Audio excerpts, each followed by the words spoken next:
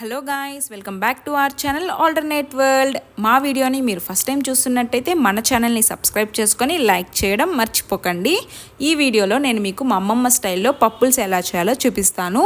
ముందుగా 1 cup of కందిపప్పు తీసుకొని 2 టైమ్స్ వాష్ చేసుకొని వాటర్ని అయితే యాడ్ చేసి పెట్టుకున్నానండి. కుక్కర్లో చేసుకుంటున్నాం మేము. తర్వాత ఒక 10 గ్రీన్ చిల్లీస్ అయితే కట్ చేసి వేసుకున్నాము. ఇందులో కారం ఏమీ యాడ్ చేయము, సో పచ్చిమిర్చి అనేది ఎక్కువగా వేసుకోవాలండి.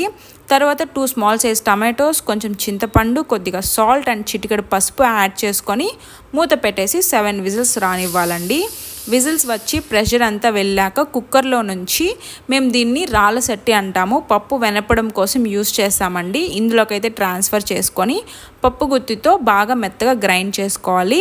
బాగా గ్రైండ్ అయిపోయాక పప్పుని తిరగబాతు చేసుకోవడం కోసం స్టవ్ ఆన్ చేసి కుక్కర్ పెట్టుకొని 3 టేబుల్ స్పూన్స్ ఆఫ్ ఆయిల్ అయితే వేసుకుంటున్నాను.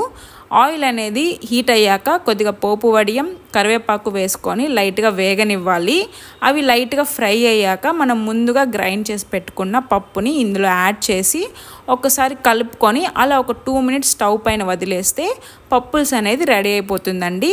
పప్పుల్స్ అనే రెసిపీ చాలామందికి తెలియదండి. ఇది చిత్తూరు సైడ్ వాళ్ళకి బాగా తెలిసిన అండ్ ఫేమస్ ఒక కర్రీ అన్నమాట.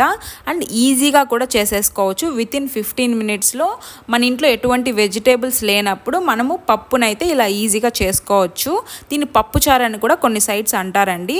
అంతే ఈ వీడియో నచ్చితే మన ఛానల్ని సబ్స్క్రైబ్ చేసుకోవడం మర్చిపోకండి.